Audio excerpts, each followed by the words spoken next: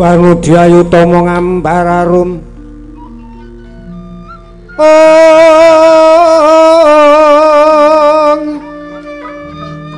ngambararuming kusuma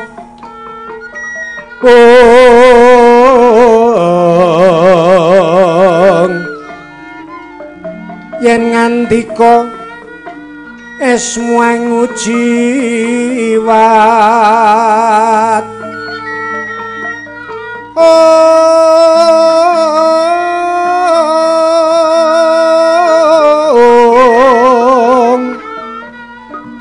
lelewani amilang ngoni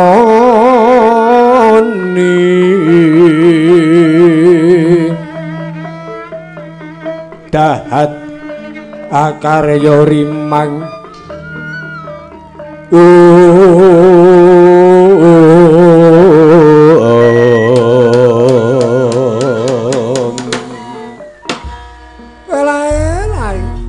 ora sisih panduluku Kanjeng Ratu Jimat ya Kuntri Talibrata ingkang ngadhep ning panganyunan ulun bagya sak prapta kita. Kula nuninggih pukulun wilujeng sowan kula wonten ngarsa paduka pangabekti kula kunjuk pukulun. Ya ulun tarima. Ora liwat lumunturing astuti ulun kita tampa. Kanjeng Ratu kula nuninggih sangeting pamundi kula pukulun. Prayogakna Kanjeng Ratu Jimat sampun boten kirang setunggal menapa. Sawise lungguh kanthi prayoga janur gunung kadingaren jeneng kita munggah ana ing pasetran Gandamayit katon sumengka. Bayana wigati apa? Kuntri kula nuninggih dadosna kauningan pukulun. Waleh-waleh menapa mila kula sumengka sowan wonten ngarsa paduka kabekta saking bingunging manah kula. Lho mengko dhisik bingung kuwi mikir apa Kuntri? Inggih copita kula aturi menggalih pukulun. Wekdal dinten menika utawi katemben wayang-wayang paduka para kadang Pandhawa sampun jumenengaken duta ingkang kedah dumugi wonten negari Ngastina. Dutaning para kadang Pandhawa boten wonten sanes kejawi namung ingkang wayah ing Pancala. Yayi Prabu Drupada ingkang nyalirani minangka dados dutaning para kadang Pandhawa nak yenaken kawontenaning negari Ngastina ewa semanten gagar wigar mboten angsal damel pukulun. Mongko nalika semanten kula inggih sampun makili para wayah-wayah paduka Pandhawa. Nak yenaken negari Ngastina nanging sami kemawon lampah kula gagar wigar tanpa karana boten wonten pepuntoning rembag ingkang gumathok. Rening tiyang jumenengaken duta sampun rambah kaping kalih temtunipun mangke kedah wonten duta ingkang angka 3. Saking kelimrahan tiyang rembagan menika menawi pisan dadi saora-orane ping pindho nanging polipun kaping 3. Menawi jumenengaken duta pisan dereng wonten kasilipun jumenengaken duta ingkang kaping kalih dereng wonten wohipun. Temtu badhe jumenengaken duta ingkang kaping 3 pukulun. Upami kasembadan Pandhawa jumenengaken duta ingkang kaping 3 satemah mangke tumuli wonten pepuntoning rembag ingkang kula kuwatosaken menawi Kurawa ngekahi negari Ngastina. Tartamtu Bratayuda Jaya pinangun badhe dados pukulun. Lah upamane Bratayuda Jaya pinangun dumadi apa ingkang kira-kira ingkang ngeridu rasaning atimu? Kula mboten rila menawi kedah ningali peperangan antawisipun anak-anak kula para Pandhawa lumawan kadangipun piyambak inggih para kadang Kurawa. Badhe kados pundi raos setya bekti kula dhateng Kakang Adipati Destarata menika inggih persasat boten mantra-mantra yen to menika kadang ipe nanging persasat kados dene kadang kula sepuh ingkang nunggil bapa ibu kalian kula. Semanten ugi kalian Kang Mbok Gendari kula inggih mboten mantra-mantra menika menawi sami-sami kadang ipe menika kados sederek kula piyambak sampun kula rengkuh kados dene Mbak Yu kula piyambak pukulun menapa mboten badhe rontang-ranting raosing manah kula menawi ngertos Pancakara antawisipun Pandhawa kalian para Kurawa. Lah terus sing kok karepke kepiye?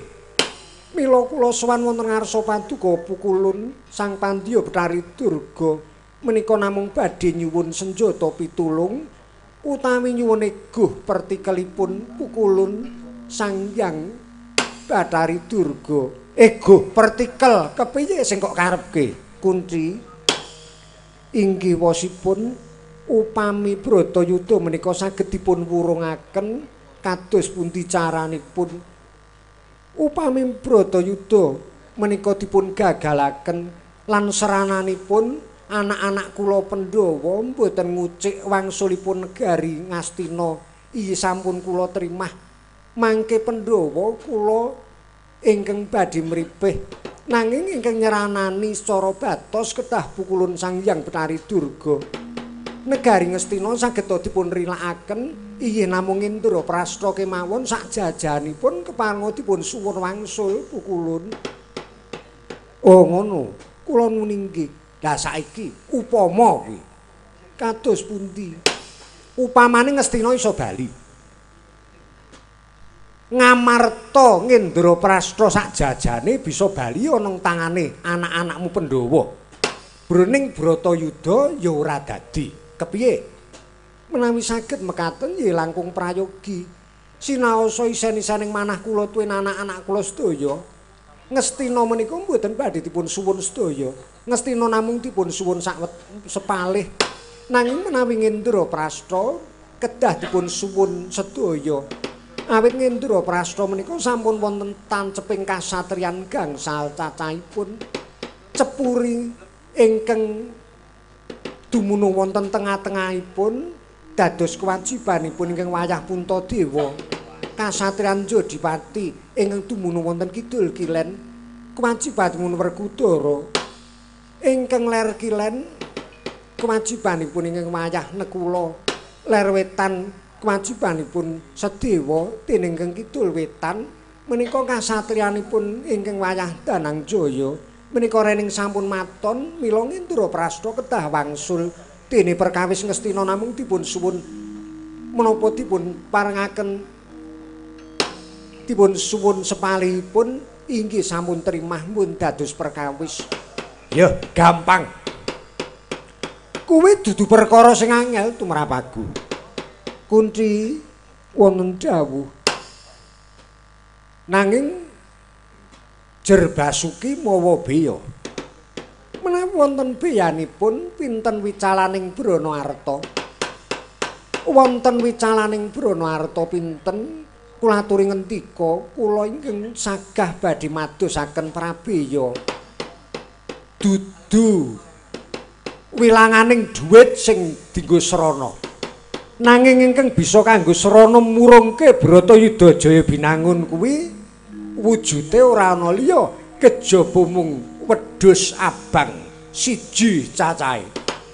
Jagat pukulun. Ya piye? Boye ngendika wau-wau menawi serananipun menika namung mendo abrit tentu sampun lajeng kula padosaken. Lho mengko dhisik. Sing kok karepke mendo abrit piye? Lah panjenengan ngendika serananipun murungaken Bratayuda inggih namung anggi mendo abrit menika wau. Wedhus abang sing tak karepke kuwi dudu kok wedhus umum kuwi dudu.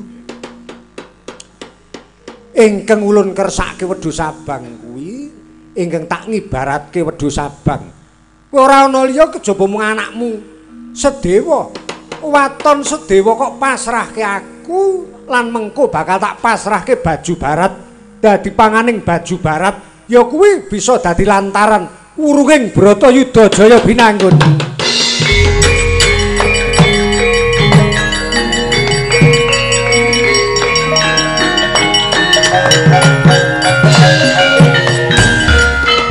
Pukulun boten nyana babar pisan dados ingkang kangge srana wurunging Bratayuda Jaya Binangun panjenengan dalem ngersakaken srana mendo abrit menika dados gegambaranipun anak kula Sedewa ingkang badhe dipun paringaken para baju barat dipun tadah kala mangsa. Ya pancen mengkono Kunti. Nyuwun pangapunten dalem sewu pukulun. Menawi serananipun menika kula mboten estu nyuwun pitulungan kula.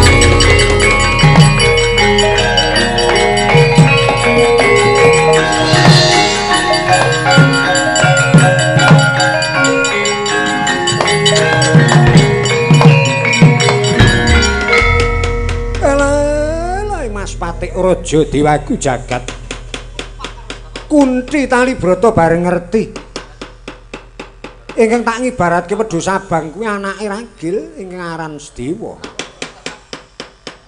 Dheweke banjur mak semparet ninggal kayangan wukir pidikan Dandang Mangure. Mongko durung rampung nggonku paring pangandika. Menapa kepareng kula tututi? Wah, napa kepareng kula tututi? Wah, kula ingkang badhe nututi. Rasah. Kowe nututi Kunti ora wurung malah mengkok gegiro saya bingung. Waduh. Kula nggih mrekane pumpung dereng tebih ora sah. Lajeng sinten ing dipun dawuhi nututi lampahipun Kunti. Dudu kowe nampa dawuh nututi Kunti Talibrata. Mengko to mban kalika kowe enggal mrene kula nuning nggih sendika pukulun.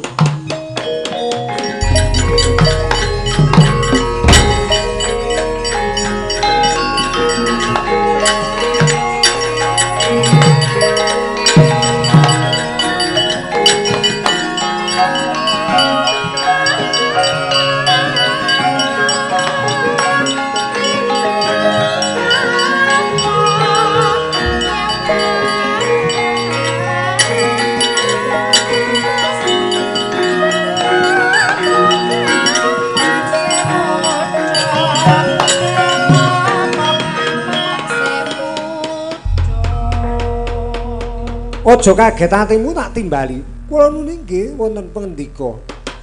Kunti ki mau ngadhep ing ulun. Ngadhep ana ngarsa ulun durung wae rampung nggone rembugan kok mak semparet ninggal.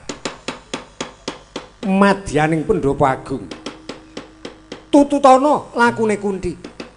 Nanging supaya Kunti ki mbangun miturut karo aku, kowe nemoni Kunti ora kok perlu dadak nganggo rembugan werna-werna.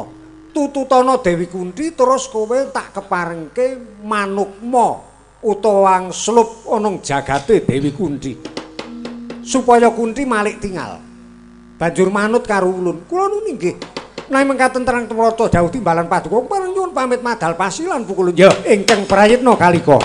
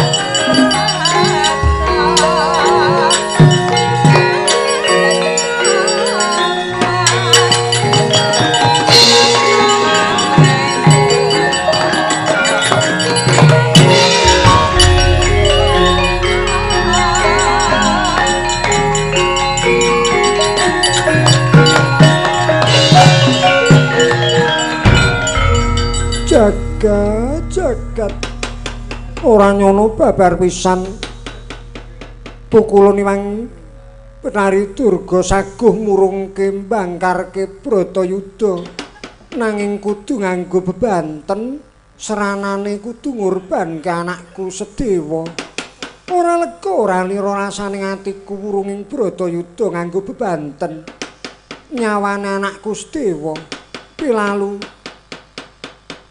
Bratayuda tumapak mbuh ora weruh kedadeane tinimbang aku kudu ngurbanke Sedewa. Oh Sedewa, Sedewa kowe ngimpi apa ngger? Dene kok kowe dirasani ala karo pukulun Penari Permoni. Ora kaya lampahe abdi ing wukir pidikan emban kalika andane Penari Durga. Sak sampunipun caket kalian palengganipun Dewi Kunthi bawanipun wis den dawuhi dening Sang Pandya Penari Durga tanantara dangu sigra manukma wonten jagatipun Dewi Kunthi satemah Dewi Kunthi malik tinggal sami sanalika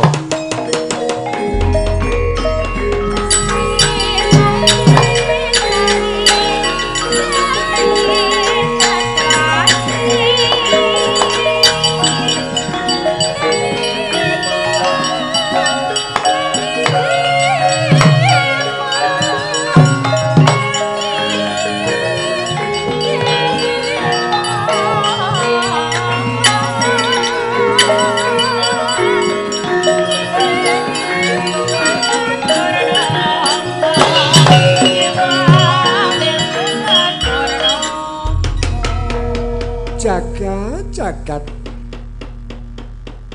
aku ki wong rembugan rumangsaku kok kala mangsane mandheg dalan ora tau ana pepuntone adoh-adoh niatku tekan ana ing kayangan wukir pidikan karo njaluk tulung karo pukulun Penari Durga arep murungke Bratayuda kira ya ora perkara sing gampang gagalke Bratayuda mbangkarke Bratayuda kuwi dudu perkara sing gampang lah ning dijaluki Srana wedhus abang sing sejatine kuwi Sedewa. Monggo Sedewa kuwi dudu bocah sing tak lairke dhewe. Lah kok aku ya ora rila ki. Padha karo aku kira wong dibebingung dening swasana. Lah kejabane sing dijarah patine sing kudu dikorbanke kuwi Janaka, apa Werkudara, apa Puntadewa kuwi aku ora lila ya memper mergo bocah kuwi sing lairke aku bareng Sedewa. Sedewa kuwi rak dudu aku ingkang lairke wong ya kuwi bocah lair glegak ditinggal mati karo ibune. Aku malah kecibah ngopeni mongko saiki arep kanggo murungke Bratayuda padha karo nyelametke kakang-kakangne. Lah kaya ngono kok aku ora rila ki kepiye Kunthi kowe ki kepiye kok bingung karo kahanan. Pukulun kula kepareng sowan wonten ngarsa paduka malih. Estu badhe nyuwun srana Pukulun.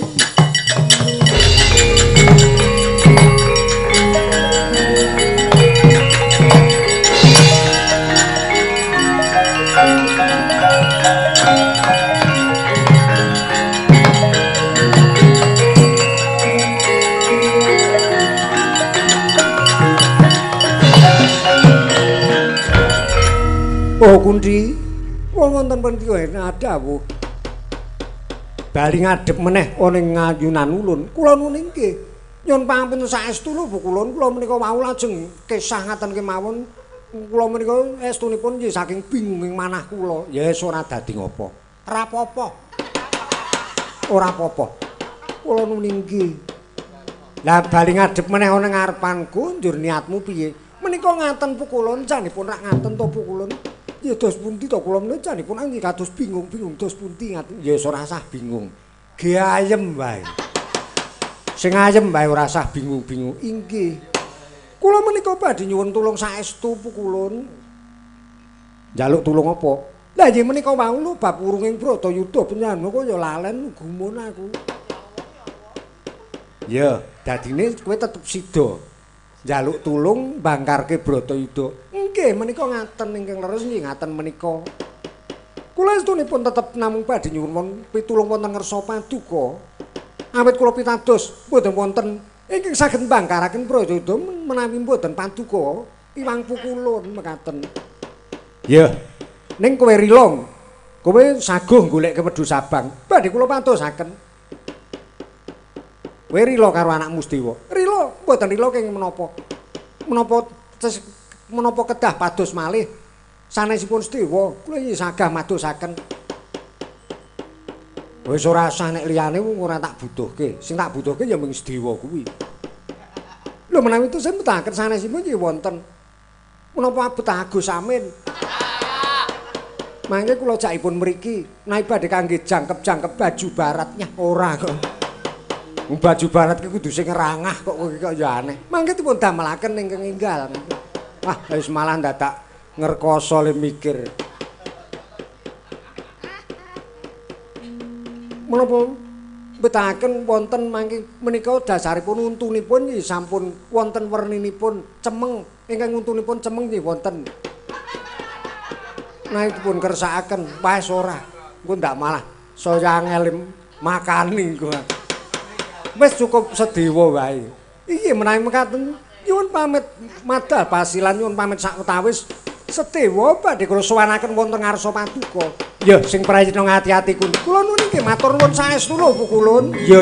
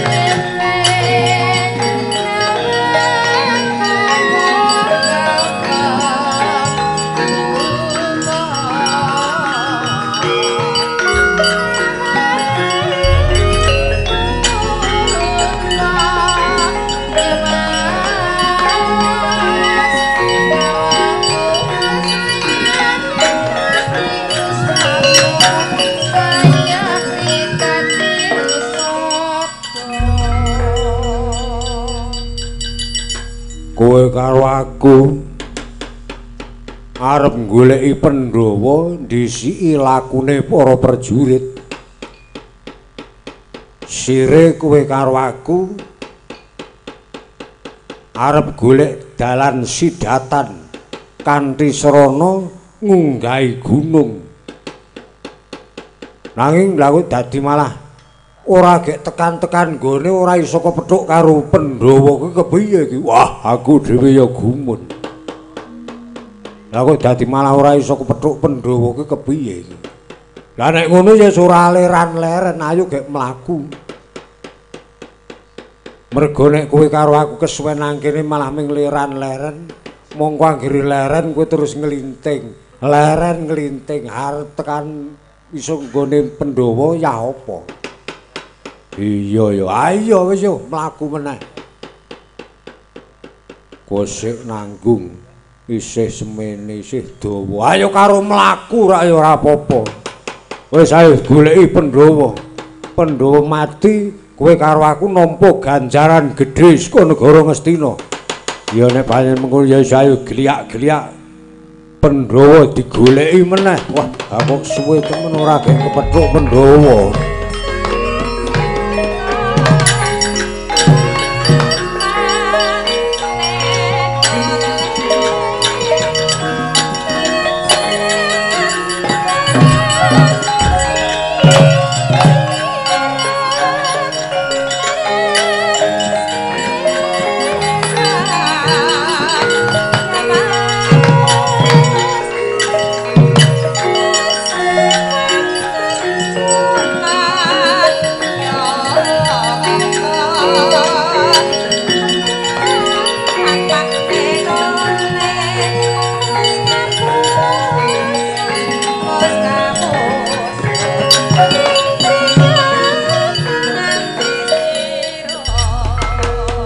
Kolonjaya Kolontaka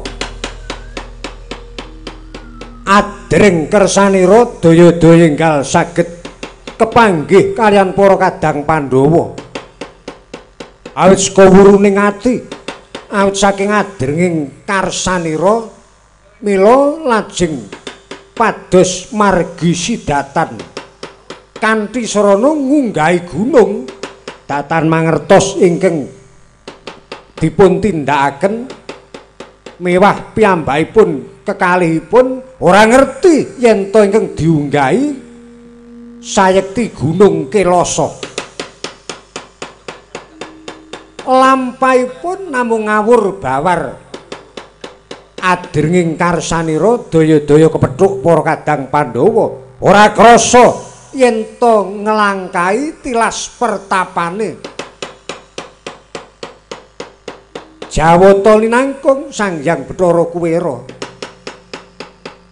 Mongko sak sampunipun kangge mertapa Sang Hyang Kuwera papan mriku kangge mbangunaken tapa malih satriya panenggak Pandhawa.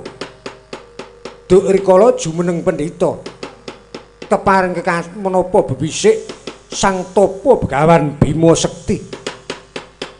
Ora mokal gedhe perbawane buta kekalih nglangkai tilas papan tapane priyagung kekalih satemah kaya diwalik peningale kaya diwalik angen-angene mlaku ngidul kleru ngulon ora krasa mlaku ngalor kleru ngetan ora krasa mubeng minger wonten tlatah Gunung Kelasa Kalajaya kaliyan Kolontaka wau. Ayo goleki, ayo goleki. Yo yo yo yo yo yo.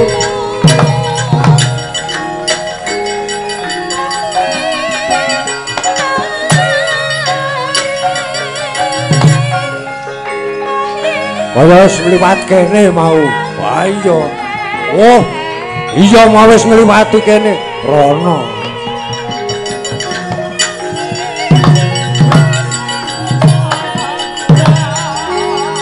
Wah, mau ya wis liwat kene. Dak iya, iya. Rono. Wah. Woro kene mau ya wis. Wah. Ngendi dalane? Oh ya.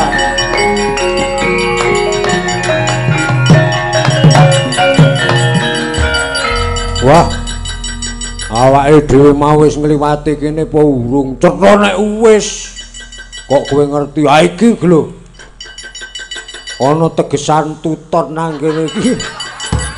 Ha iki tandha nek sing guang mau rak kowe. Wah, iya ya. Ah, jan wis. Ha iki tegesanmu lho isih urip. Oh iya, wah. Aku isih dawa kaya tak guang alah. Mane-man temen mau wis liwat kene. Piye to iki kok mung mubeng minger iki piye? Kowe iki piye? Nggo kanca aku kok anggere kleru kok kowe meneng wae. Ah wong kowe dhewe ora ngerti dalan wong loro bingung kabeh kok. Wis rono kuwi jajal ngliwati nggon cerak grumbul kuwi. Ora, mau ki ya wis mliwat kene cetha. Metu kono mau wis urung. Wis. Kok kowe kelingan? Aku mau nguyuh nang nggon cerak watu kuwi to. Wah, kowe wis jan. Wah. Ana dalan liya ora? Wah, tetep bingung kok iku ora ngerti dalane ngendi. Weh, lah cilaka, waduh, malah bingung nang piye iki. Wah.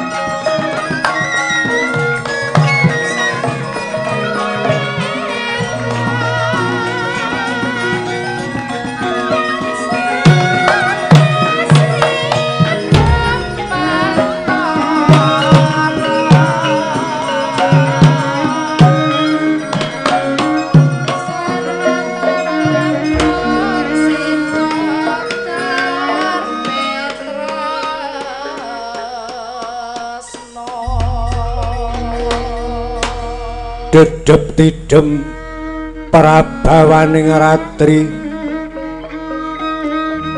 Sasodara wis manjer kawuryan tan kuciwa memanise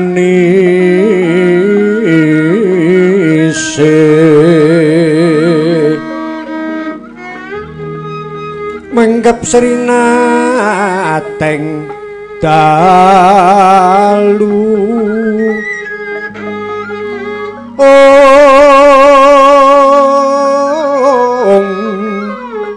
siniwaka sanggya pradase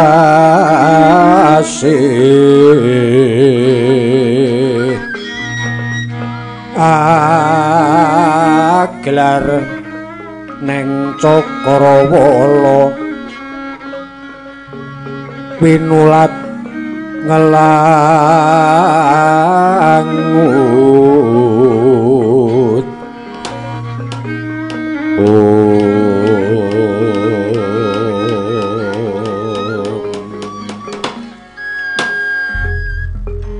saking kaing taranggana kang sumiwi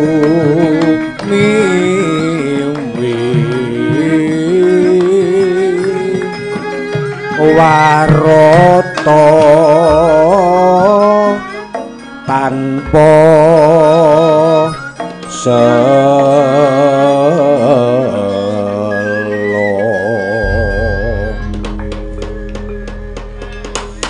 ana tangis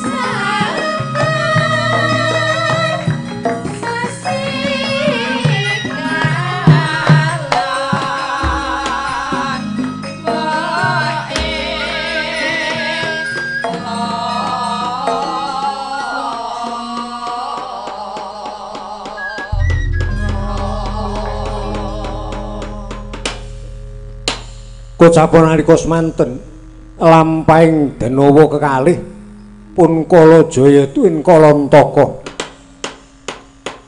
nandhang kebingungan wonten mustikaning harga Kelasa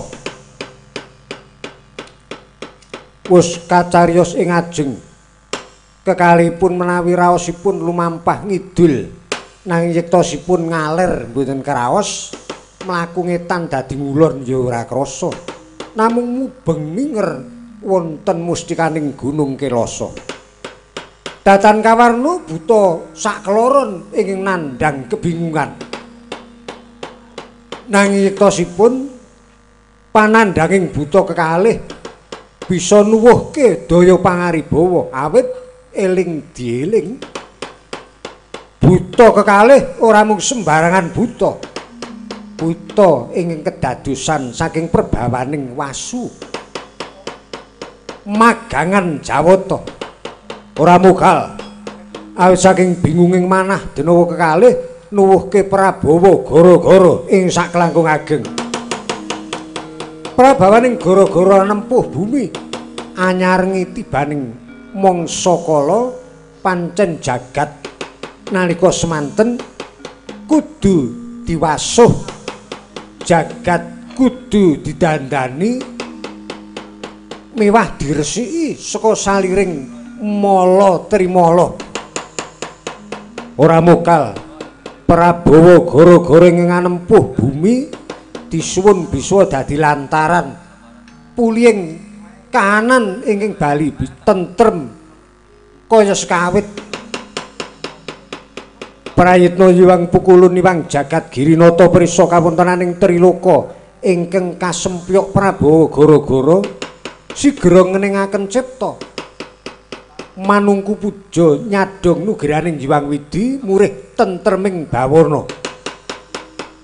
nanging kejawi manungku puja pukulun iwang Jagatnata ugi kengetan dhateng Kadang Irawerda Kyai Nayantaka ya Kyai Janggan Smarasanta dipun sambat sebuti supados nderek cawe-cawe nglermaken Prabawa gara-gara murih tentrem rahayuning bumi tanggaping sasmita Kilurah Semar Badranaya sigra cancut taliwondo ngeningaken cipta ngesti marang daya pangaribawa ingkang thukul wonten ing sanubari nenuntun marang janma murih eling dhateng pangidepan tuwin panembahipun jroning manungku puja Kyai Nayantaka nyadong nugraning Hyang Widi murih tentreming jagat tanpantara dangu rep sirep gara-gara sireping gara-gara jagat wangsul tata titi tentrem para kawula manggih suka sesakit saya dangu saya ilang saking lumahing jagat para kawula ingkang sami andhang sakit kaya pikantuk tebuh tinggul menapa teguh timbul satemah saged waluya jati temahan mulya para kawula sami suka parisuka awit saking daya pangaribawa panuwune Kyai Nayantaka mila Kyai Nayantaka bisa nyirep kawontenaning jagat ingkang nedheng ketaman dahuru awit sapa tambuh sapa weruh yen to sejatine Kyai Nayantaka iku jalma utama ingkang pinitaya dhateng Hyang Widi supados dados lantaran tumuruning Sang Hyang Jati Wasesa ingkang nedya damel tentreming jagat lan kamulyane wong sak bumi.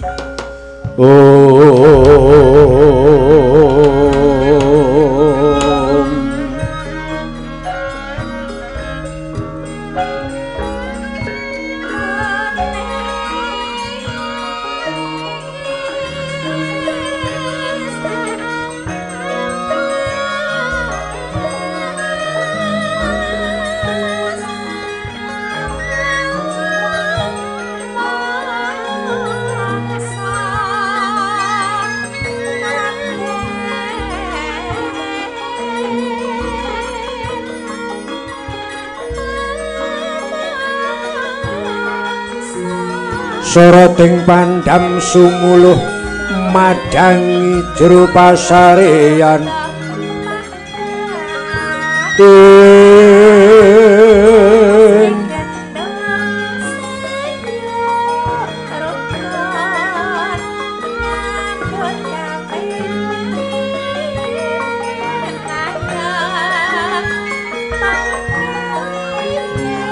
Remu-remu angenani wadana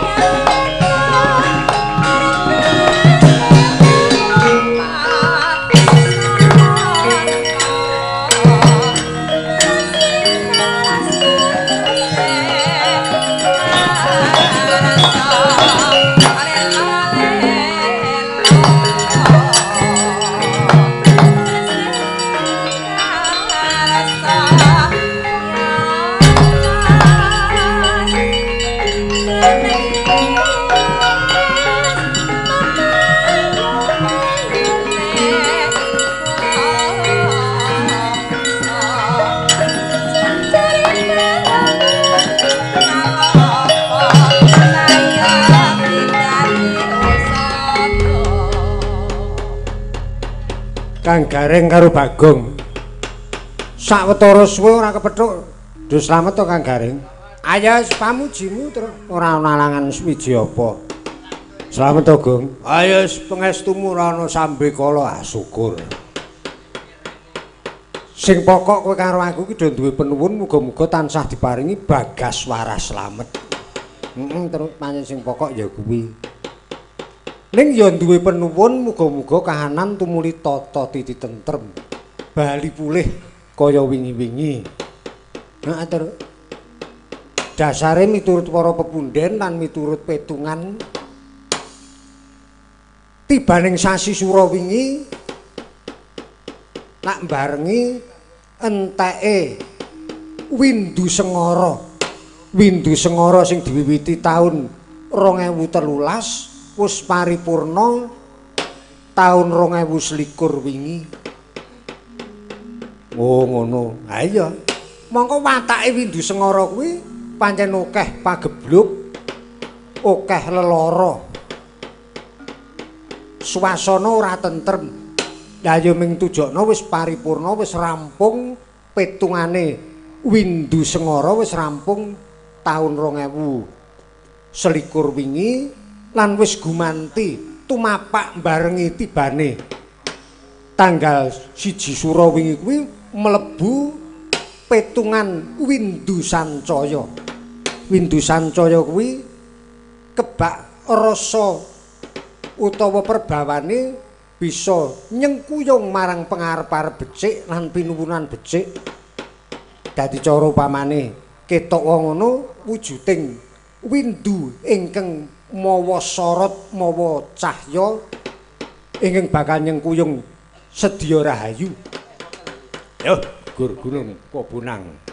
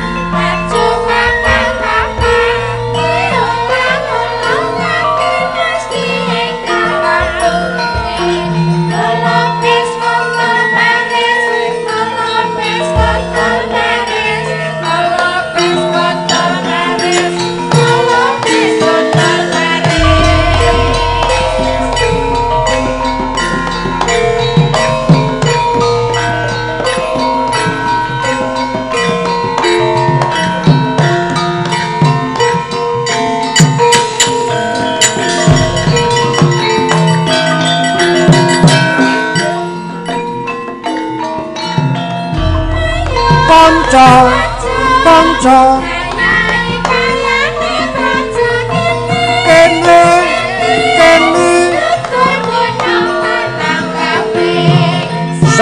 sayuk rukun bebarengan rokansane kanggo mulyaning negara loro papat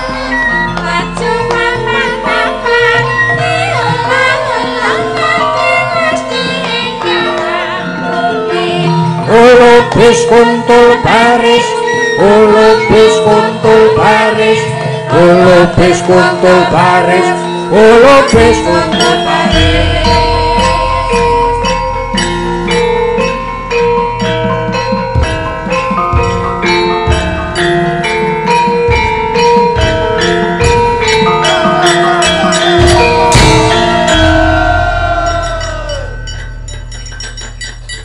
Ketok le suasanane gotong royong to terus nang ngono. Ha iya kekumpakan.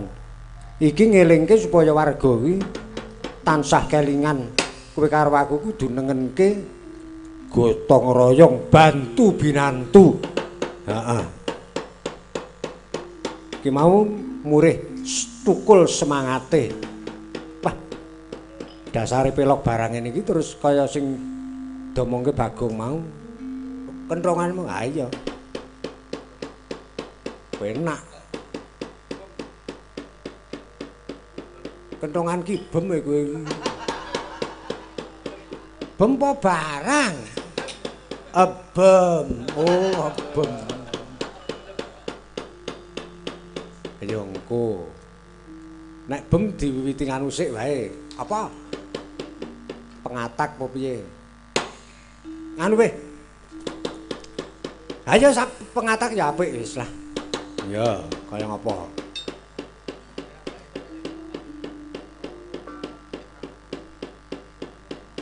Alon-alon.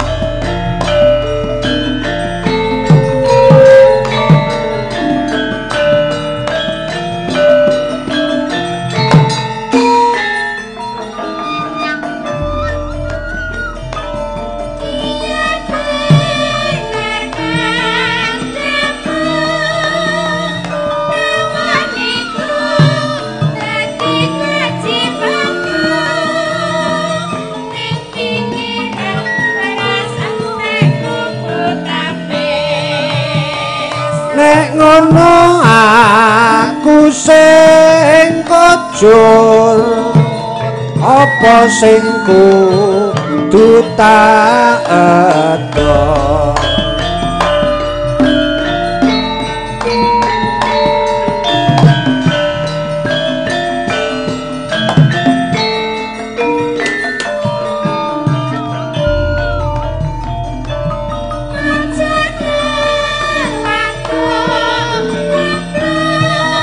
Lho malah ngunekke gemblung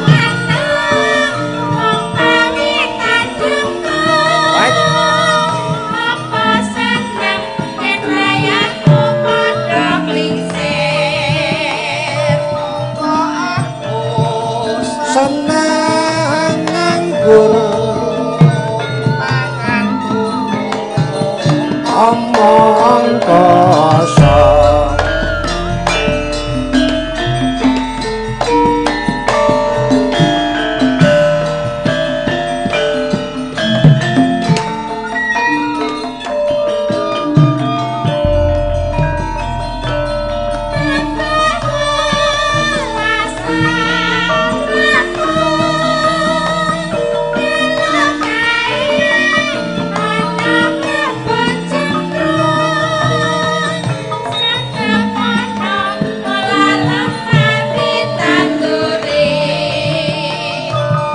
njaluk sangu pacung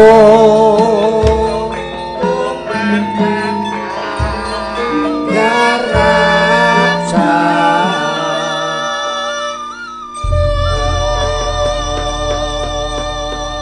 pangatak kuwi ngelingke nek upamane ana wong lanang sing ilang rasa tanggung jawabe ya dielingke tanggung jawabe aja nganti wong wedok sing ngatur kahananing pawon iki keteteran.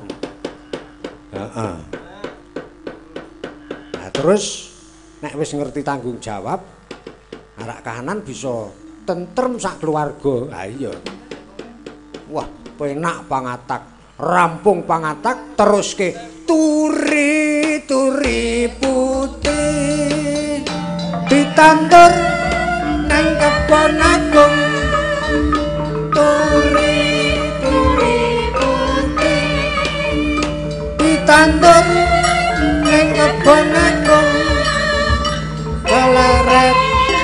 uga langkung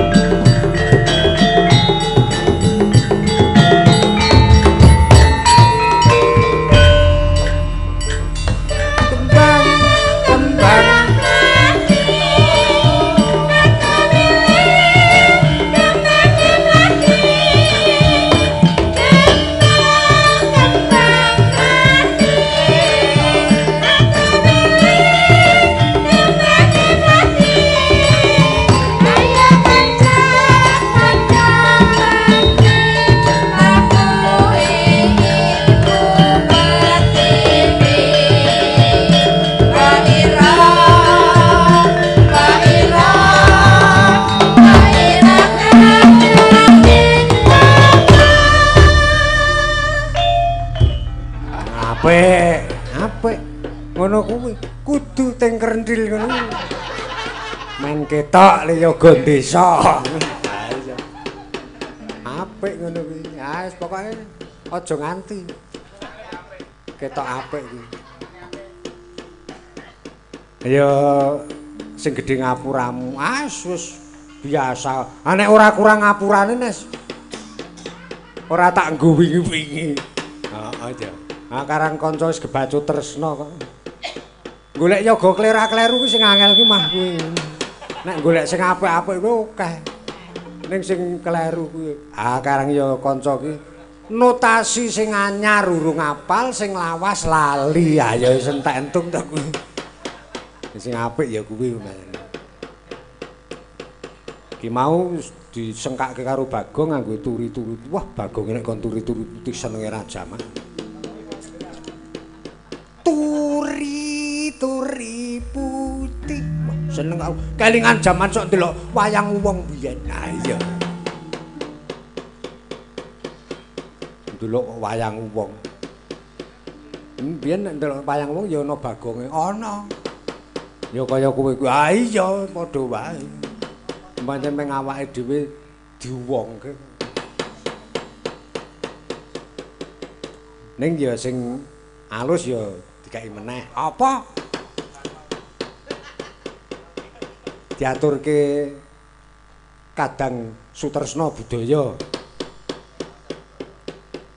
ora ketang ming sak ulian urung kurung uler kambang urung lega ya isih lenggah apa terus isih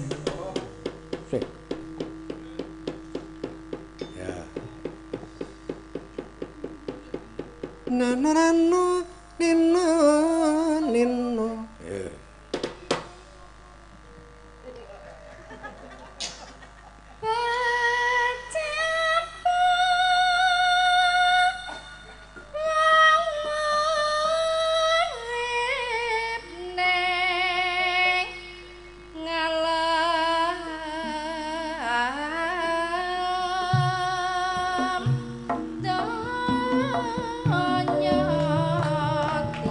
Tinggal tata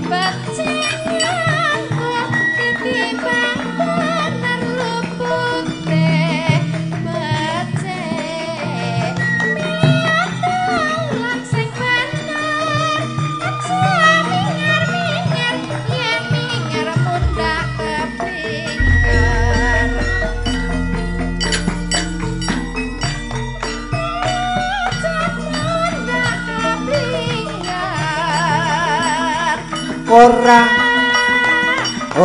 wurung ora wurung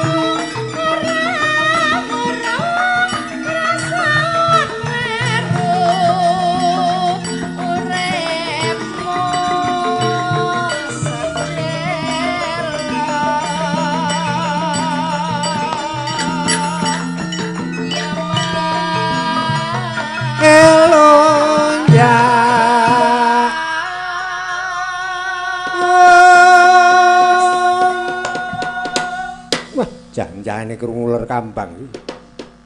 Ora kelingan nek diutang ya, Tru. Ah iya. Yo.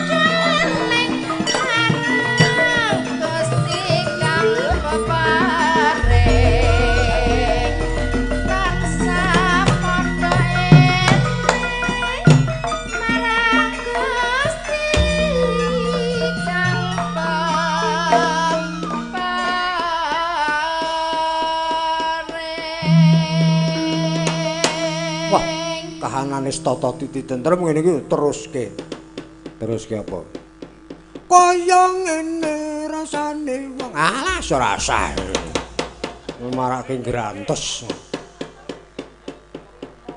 engko Petruk le hae mempenge ra jamak njulan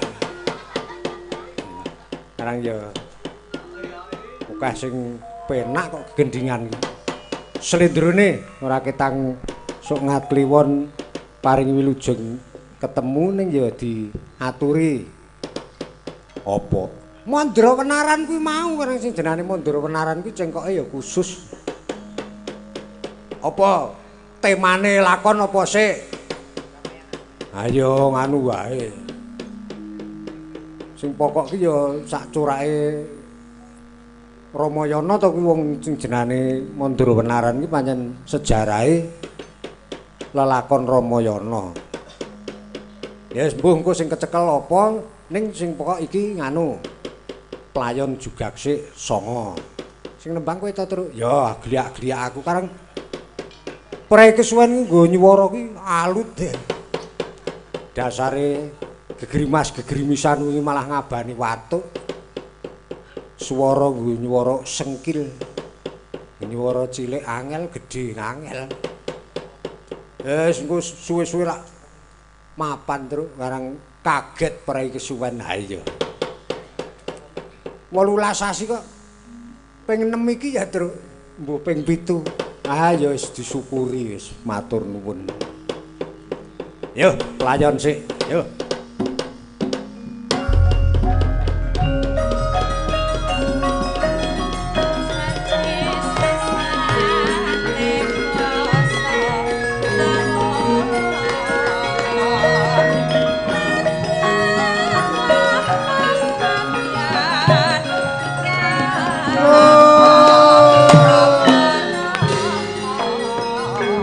Ra kawung saanane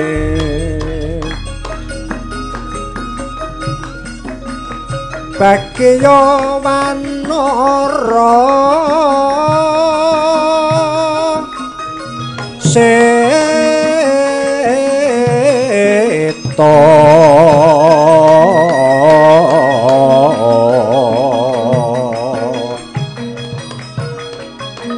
apa nyata dutane Rama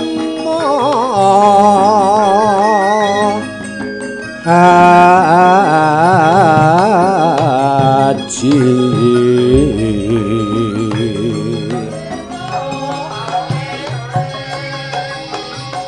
Duh Gusti inggih saestu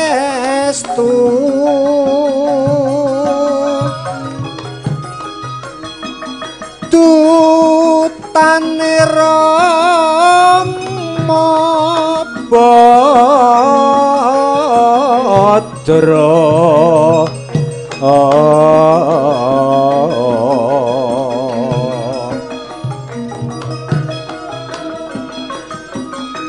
Gusti kula ngupadosi sanglir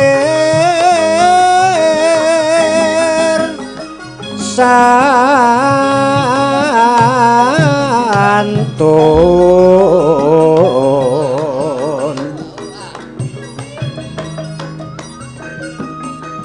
bilih imaiban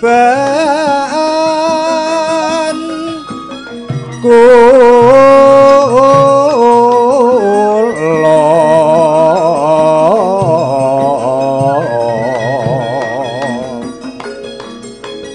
puniki kang karya kanthi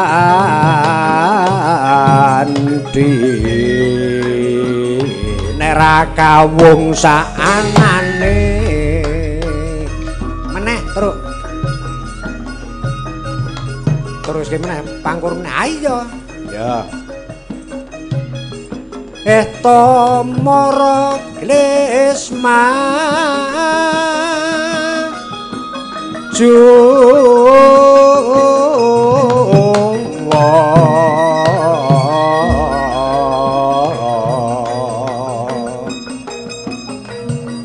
apa boyo kang dadya tandani areki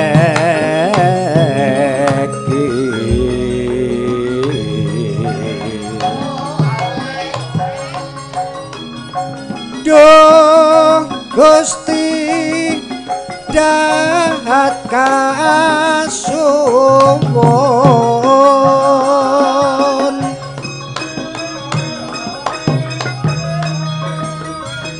kang minangka pratondo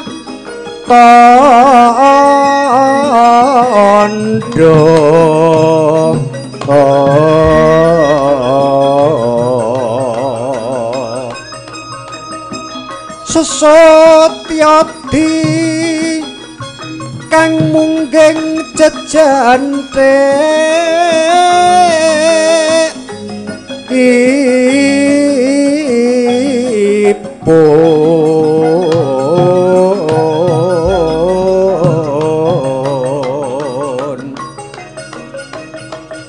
mara kage dangan turna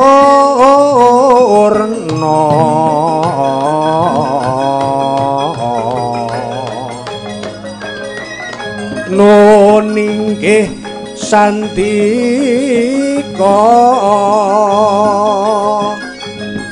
Gusti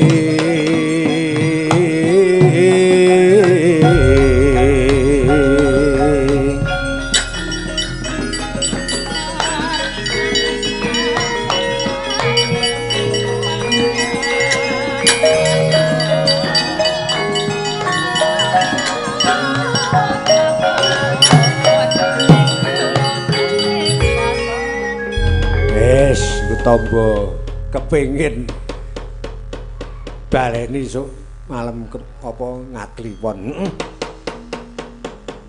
Ning kewajibane sing akeh terus perkara nembang engko golek wektu meneh. Ha iya karang yo. Para bendara ki lagi prihatin. Ya arep kepiye wae kowe karo aku ya kudu ingkang tanggap sasmita. Gusti Kanjeng Ratu Kunthi ki murca saka keputren Mbuh tindake nang endi para putra wayah wis dijawuhi supaya nglacak ning durung ana ingkang entuk gawe. Ayo ngadhep ana ngersaning para bendara. Iya truk pancen sowan ana ngersane bendara supaya rena penggalihe para bendara-bendara kabeh. Ya Gong ya. Ayo yo.